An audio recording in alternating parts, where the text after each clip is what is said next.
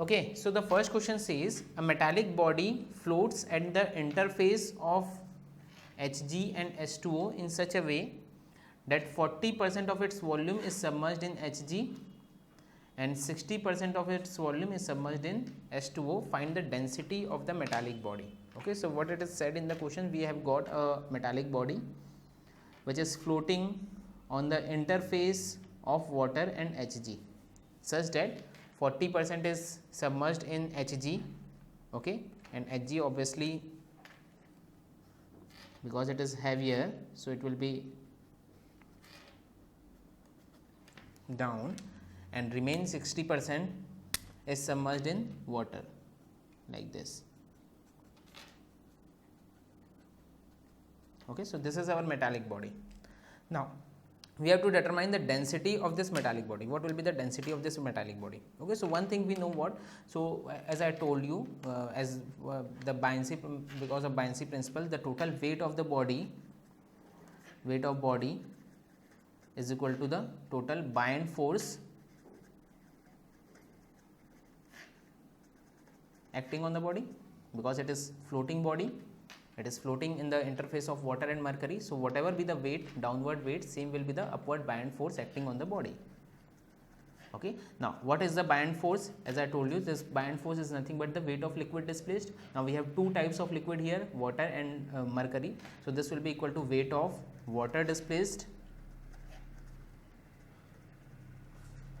plus weight of mercury displaced. This is equal to total weight of the body, metallic body. Okay. Now total weight of the metallic body, what will be the weight of metallic body? Rho V into G of body is equal to rho V into G of water plus rho V into G of mercury. Weight of the water displaced plus weight of mercury displaced. Okay. So this will be, G will be cancelled out, rho B into VB is equal to rho water into V water plus rho mercury into V mercury. Okay. Now this total volume which is submerged inside water is 60% and inside mercury it is 40%. Okay. So this will be equal to what? So this will be total rho of B. Okay. This we have to determine into total volume is suppose V. Now the density of water is 1000 into volume of water. So the volume of water displaced is nothing but the 60% is submerged inside the water. That means total volume ka 60%, that means 0.6 of V. Getting this or not? Total 60%, total volume is V, and out of which 60% is submerged inside water. Okay, so this will be 0.6 of V plus density of mercury is 13,600 into volume submerged inside mercury is 40%, 0.4 of V. Getting this? So this V will get cancelled out and we just have one variable, that is rho B. So from here this rho B can be determined, which is equal to 6040 kg per meter cube. Okay, so this is how we can determine the density of this floating body. Getting this or not? Okay, we will solve one more question, and with this question it will be very clear to you the concept of buoyancy and flotation. Now what it is said in the question is the block of wood 5 meter long, 2 meter width and 1 meter thick is floating horizontal in the water. The density of the wood is 650 kg per meter cube. The volume of water displaced and the position of center of buoyancy is. Okay, now this is floating horizontal in the water. Okay, so we are having a floating body now. The length of the body is 5 meter, okay, width is 2 meter and thickness is 1 meter. So if I draw the cross section, I will be having just the width and the thickness. So we have the width as 2 meter, thickness as 1 meter, like this. This is 2 meter, this is 1 meter, okay. And if I want to show the whole length, so the whole length will be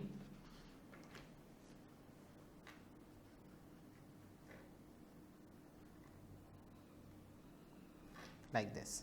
Okay, so this is how the body is floating on the water.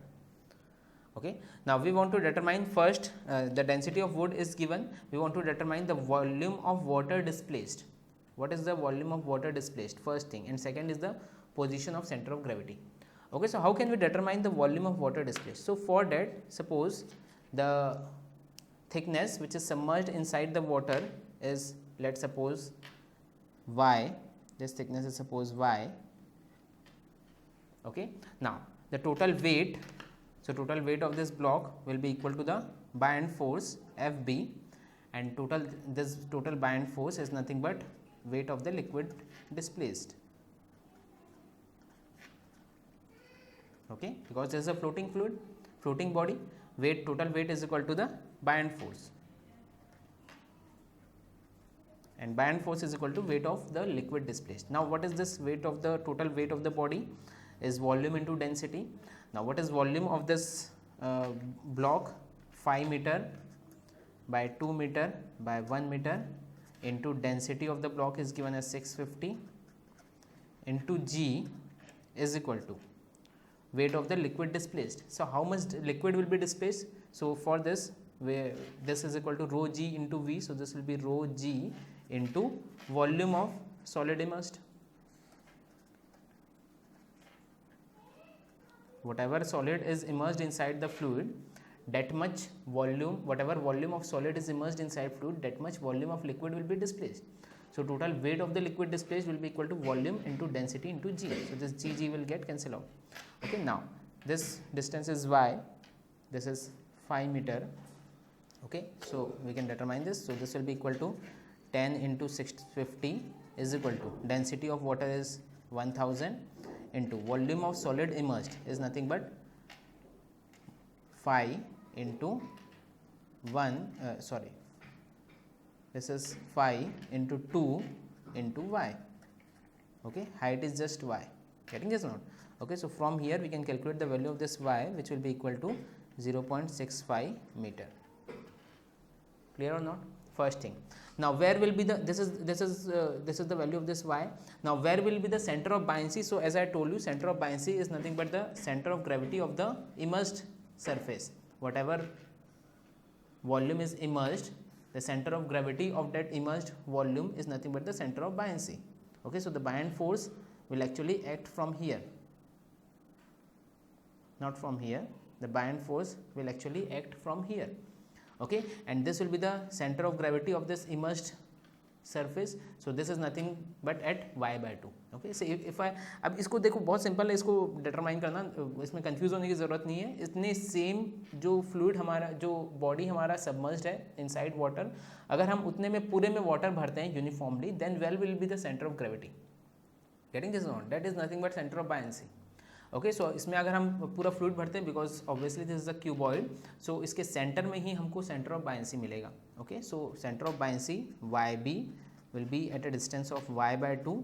So this will be 0.65 bye 2. So this will be equal to 0.325 metre.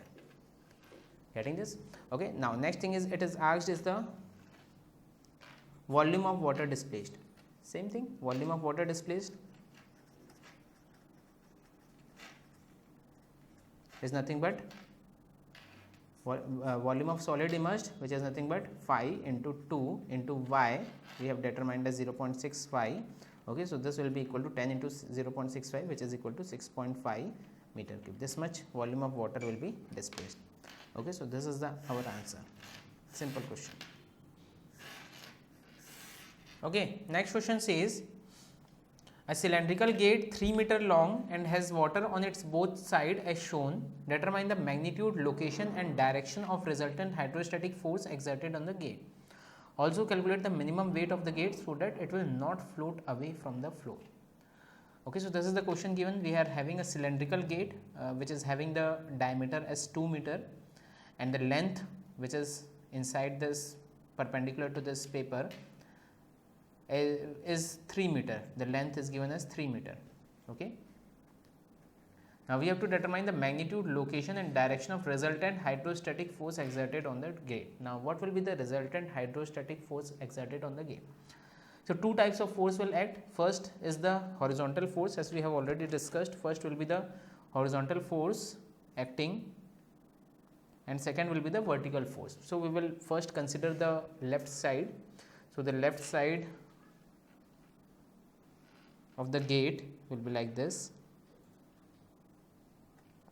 okay, and in this the first force acting is the horizontal force Fh, which will act at the center of pressure as I have told you, and second force acting will be the vertical force Fv, and it will act at the center of buoyancy. This vertical force Fv is nothing but the buoyant force. This will act at the center of buoyancy. Getting this on? Okay, so how can we determine this Fh and Fv? So I have already told you, suppose this is Fh1 and Fv1 because we are considering the left side. When we consider the right side, we will give the name as 2, this Fh2 and Fv2. Okay, now first the horizontal water force on left side.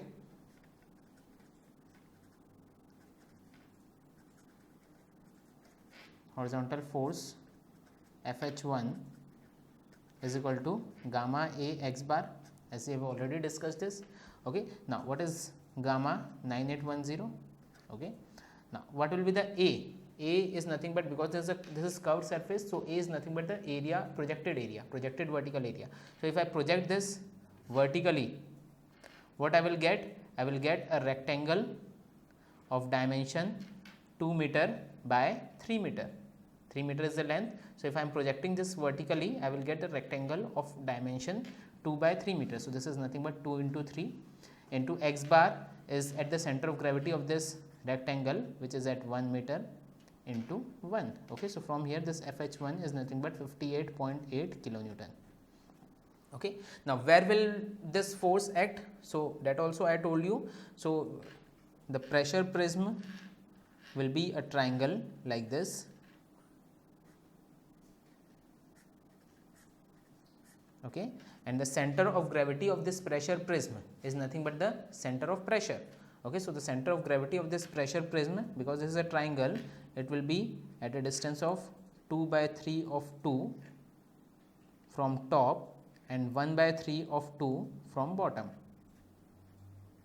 Okay, 1 by 3 of 2, that means 0.66 approx. Okay, so this force will act at a distance 1 by 3 of 2, which is 0.666 meter from bottom. Getting this? It means this is distance is 0.66 meter. Clear or not? First thing. Now second is the vertical force or buoyant force. So what will be the buoyant force here? Fb1. So this Fb1 is nothing but the weight of liquid displaced. Okay, so how much weight of this liquid displaced? So for that, first we will have to calculate the volume of the liquid displaced, which is nothing but the volume of the solid immersed into density into G, rho GV. Okay, so this is nothing but rho G into V. Okay, now this rho into G is nothing but 9810 into volume of this solid immersed, which is nothing but pi r square by 2 or pi by 2 into 1 square. Okay, into the length. Okay, total volume is total this area into length, so into 3. Getting this? So this will be equal to 46.2 kilonewton. Okay, now where will it act? So this will act at a distance of 4r by 3 pi from center. Okay, so this distance is nothing but 4r by 3 pi. So this will be 4 into 1 by 3 pi, which is equal to 0.425 meter from, suppose this is AB, from AB. Okay, so this distance is nothing but 0.425 meter. Okay, and this distance we have determined as 0.66 meter. Okay, so we are done with the left side force. First, horizontal force Fh1 will act, whose magnitude is 58.8 kilonewton and will act at a distance of 0.66 meter from bottom. Second, a vertical force whose magnitude is 46.2 kilonewton, sorry, 46.2 kilonewton, and will act at a distance of 0.425 meter from AB. Okay, now coming to the right half. Okay, so what will happen in the right half? So at right half,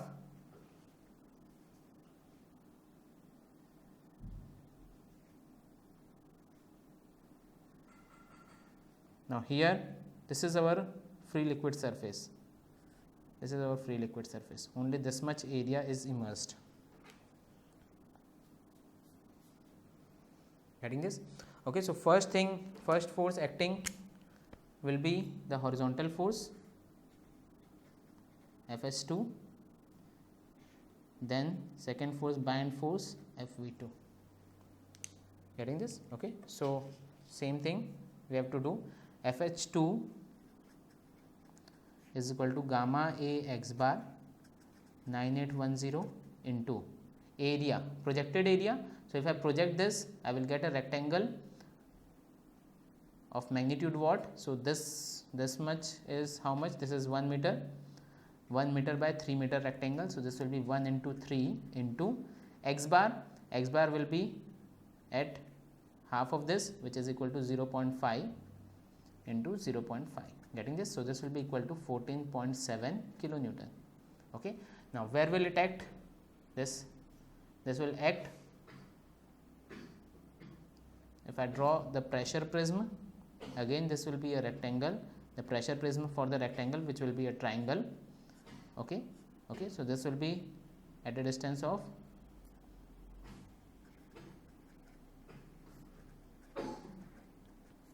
1/3 of 1, which is equal to 0.33 meter from bottom.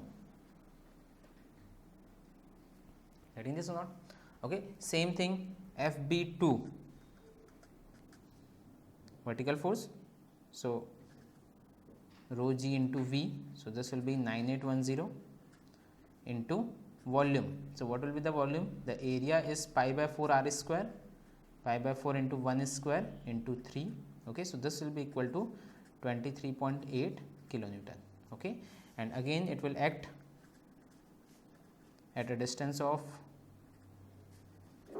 4r by 3 pi. Okay, and this 4r by 3 pi will be equal to 0.425 meter, same as that in previous case we have already determined. 4r by 3 pi, radius is same.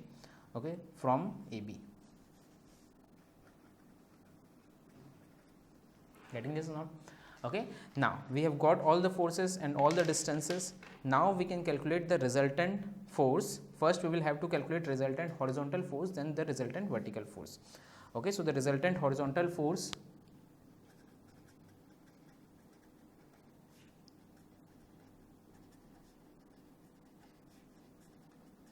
Fh. Okay, so this resultant horizontal force, so here Fh1 is acting from this side, Fh2 is acting from this side.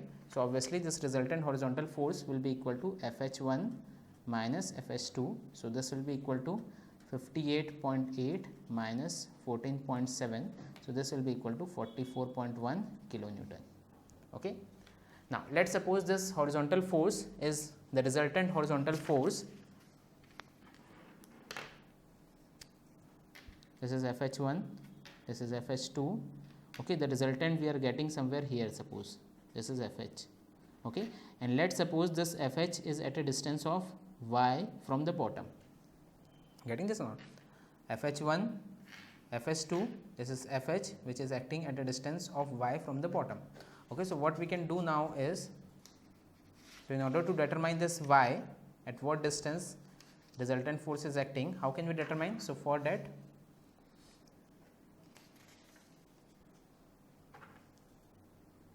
okay, so for this Fh1, or you can say this Fh into y. Okay, so this Fh into y is equal to Fh1 into y1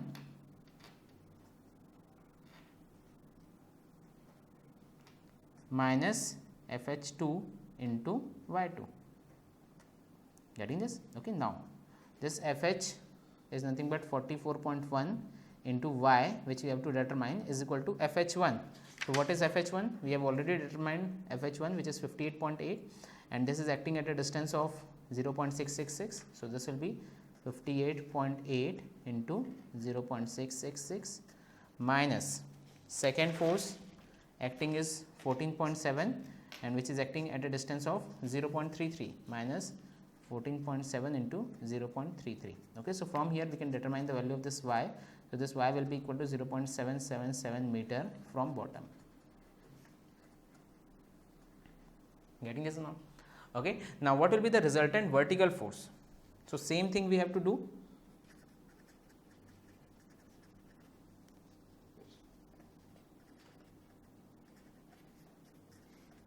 Okay, so what will be the total vertical force acting here now? So obviously vertical force from here Fv1 and vertical force from here Fv2 both are acting upward, so it will be added. Okay, so the total resultant vertical force Fv will be equal to Fv1 plus Fv2 or Fb1 plus Fb2. Okay, so this will be equal to what? 46.2 plus 23.08. So this will be equal to 69.28 kilonewton. Getting this or not? Okay, now suppose this is acting at a distance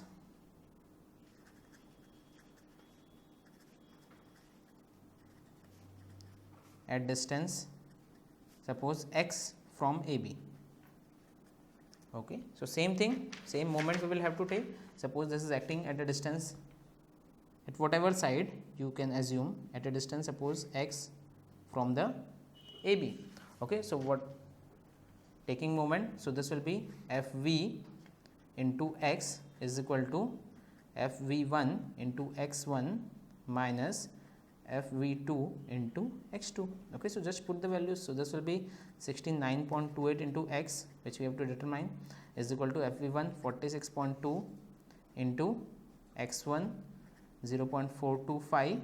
Okay, we have already determined all these things, minus 23.08 into 0.425. Okay, so from here this x will be equal to 0.1415 meter. Okay, so we have got the horizontal force Fh, we have got the vertical force Fv. So we can now determine the resultant force. Okay, so what will be the resultant force? So resultant water force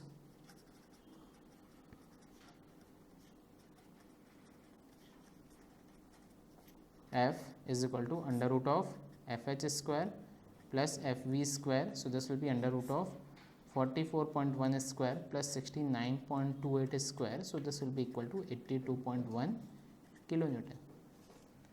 Getting this? Okay, resultant force, and the angle theta will be equal to tan inverse of Fh upon Fv. So this theta will be equal to 32.5 degree resultant angle.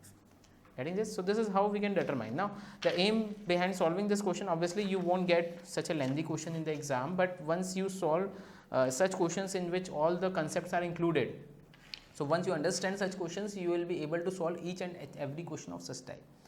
Okay, so I think this question is very much clear to you. Okay.